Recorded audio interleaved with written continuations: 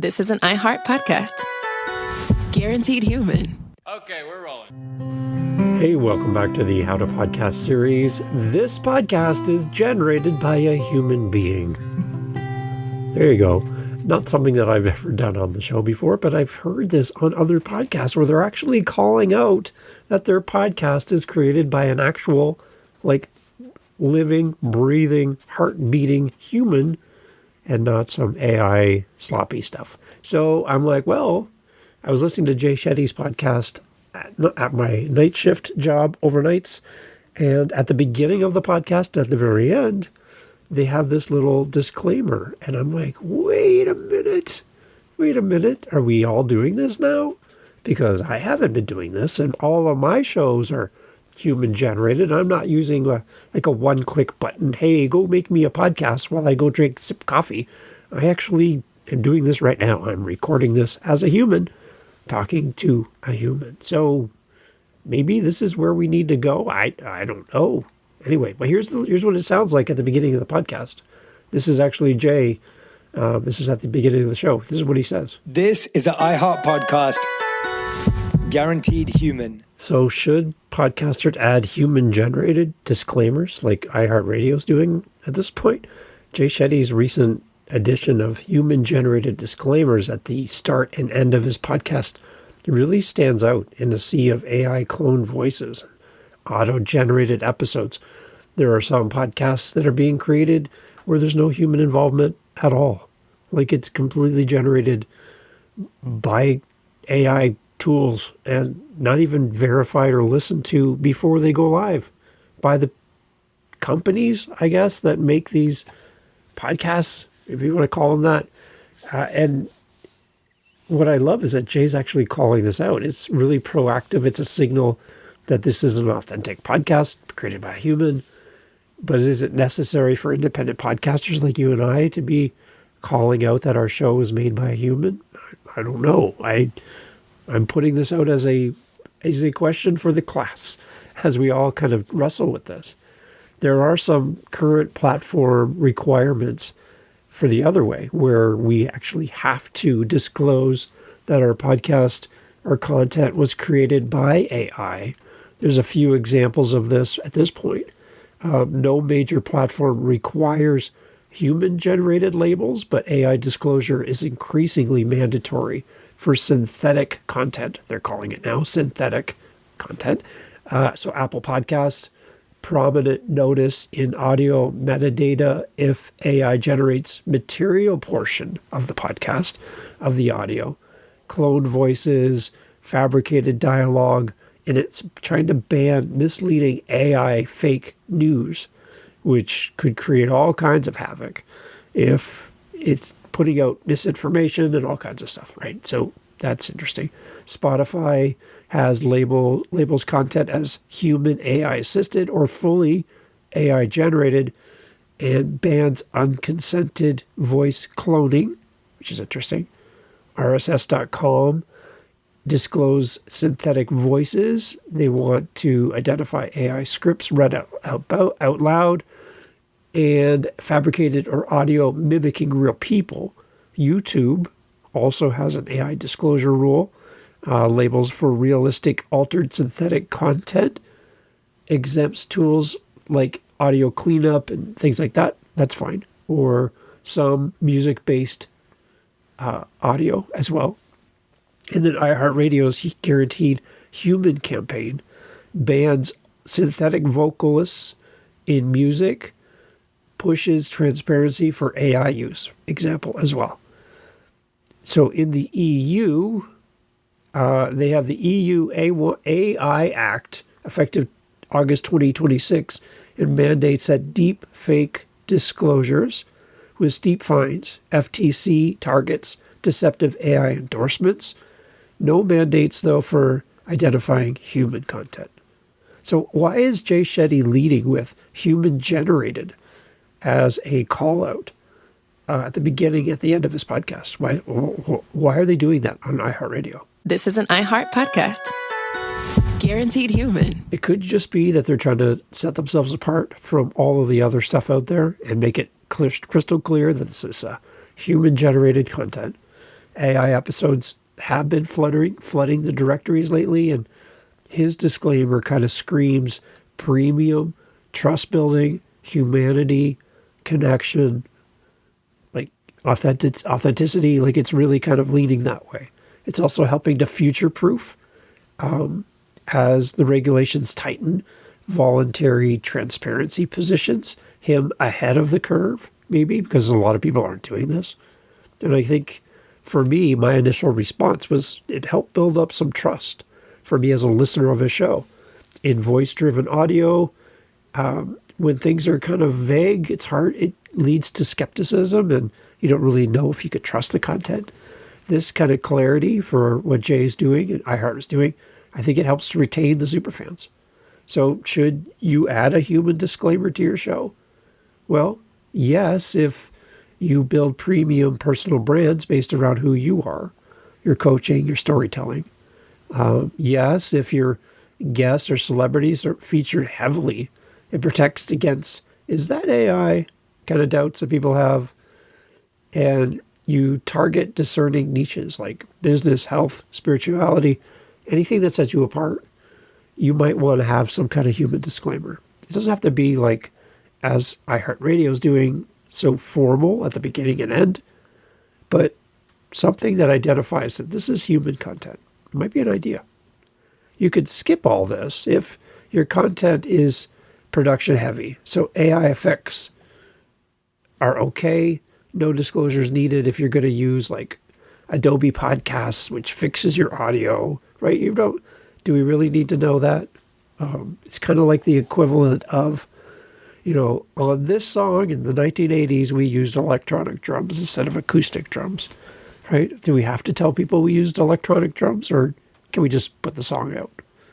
Sometimes we use tools that aren't genuinely, officially organic, and that I don't think we really need to identify that at this point.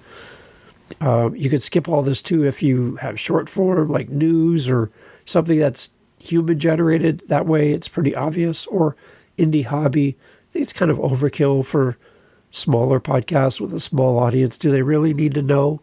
Right? Jay Shetty is definitely in a bigger arena than we are.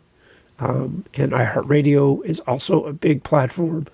So that might be something mandated across iHeartRadio, which trickles down to the podcast. But for you and I don't know if it's super necessary, but it is something to consider. It's like, why do they think this is important? Enough to put it at the beginning, at the end of the show. It's interesting. So what are some approaches? Maybe no full disclaimer needed for your show, but how can we do this in a way that builds trust with our audience and lets them know they're in the right place for authentic, human-generated content? So maybe we do something like, for this show, human stories, real conversations, real podcast content made by humans for humans. Hi, my name is Dave. This is the How to Podcast series. That's one. Maybe in your show notes, you put some kind of identifier that this is 100% human-hosted, AI-free content. That might be good. You could also put it on your artwork, possibly. Human-generated content alert. I don't know, something like that. Whatever you feel. If you feel this is important for your show. I think if you are a leader in your space and you are building authority in your topic, and maybe you're up against some other shows that you feel are really AI heavy, this might be a way to set yourself apart from all the other shows. And people might feel more drawn to you simply by knowing that you, like me, are a human being creating this content. There are AI-generated podcasts about podcasting. There's one I've been watching and checking out. It's 2 AI voices, and they talk podcasting. I'm like, okay, that's interesting. So here's a little taste of that show. Welcome back to The Deep Dive. Walking through the city these days, and looking around right now in 2026, it really feels like the culture war is over and audio won. It really does. You get on the train, you walk into a coffee shop, you go to the gym, and it's just a sea of earbuds. It feels completely ubiquitous. Oh, absolutely. And it's so easy to look at that visual evidence and think, okay, mission accomplished. Every human being on earth is now a podcast listener. It certainly feels that way when you're just, navigating the world. But if you actually stop and look at the data beneath those earbuds, the story is a lot more complicated. How so? Just because everyone has headphones on doesn't mean they are all listening with the same level of intensity or even that they're enjoying what they hear. And that distinction is exactly what we are unpacking today. We aren't just looking at the raw numbers of who listens. We are trying to understand the intensity of fandom. Who loves this stuff? Who is just kind of tolerating it? And maybe most importantly, and this is the part that I found most surprising, who is actively listening but claims to dislike it? Right. We are basing this deep dive on a report titled Who Listens to Podcasts in 2026 Plus Who Doesn't by Tiana Marinucci for co-host. Okay. And to give this some proper weight, this analysis pulls data from the Advertising Landscape Study, with those voices, which was presented by the great Tom Webster at the podcast basically, show in the London. Notebook LM is a great way to take a bunch of content, written form or something, and then give you a summary in the form of what feels like a podcast. And people are actually using it to create their podcast. And they're not actually showing up on the mic at all. And some of the people are automating this. Again, hands off. No idea what the podcast will be about, how it's recorded, if it's true, if it's a fact. And very interesting. So that's what's happening in podcasting. And that's all generated by a machine. So as a counterbalance to that, do we need to then have some kind of disclaimer that our podcast is made by a human, recorded by a human, listened to by humans? I don't know. What do you think? I think the bigger picture for us here as podcasters is that AI accelerates and helps us with editing, helps us with transcripts. I don't think we need to disclose that we're using AI for that, but core hosting stays human competitive. I think Shetty's move flips the script a little bit for us as podcasters, that human becomes a feature, not a default. It's not expected or anticipated that all content and all podcasts is human generated anymore. I think as iHeart's guaranteed human endeavor, I think it helps prove and helps sell the authenticity of the show in an AI saturated podcast landscape right now. The key takeaway here, I think, is there's no rules to enforce around human-generated disclaimers. But I think as smart podcast hosts like Jay Shetty, as we use them, I think it helps to kind of set us apart and build trust with a little bit of edge of identifying and calling out the obvious.